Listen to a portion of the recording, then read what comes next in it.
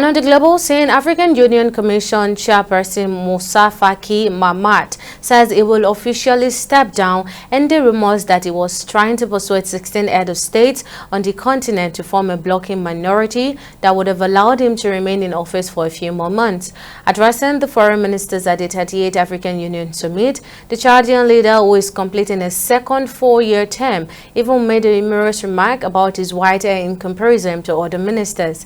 After his opening speech, which was concluded by an address from Mauritania's Mohamed Salem, the foreign ministers of the 55 AU member states or the representative casted several votes.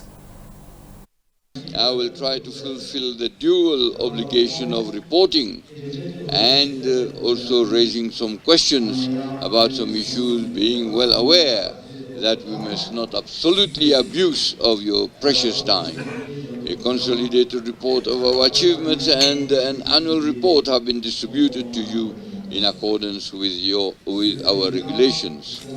Mr. Chairman, Excellencies, ladies and gentlemen, the rapid and intense geopolitical upheavals that have characterized the international context during my 2 terms of office have both violent and destabilizing manifestations.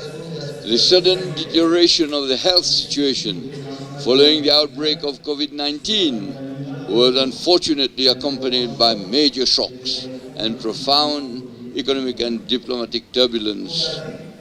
For Africa, this resulted in an increase in the debt burden, a decline in public and private investment flows, violence and the prevalence of some African conflicts, the collapse of Pan-Africanism and the chains of African solidarity, manifestations of the obsolescence of African institutions, external appetites in Africa, obvious deficiencies in governance and leadership in Africa and even in the world, and the crisis of multilateralism after the Second World War, and so on, and so on.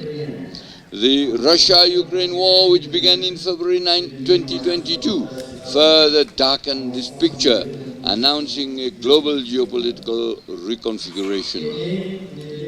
A split emerged that resurrected a form of bipolarity, which in political imaginations brings to mind the theoretically outdated reality of the Cold War.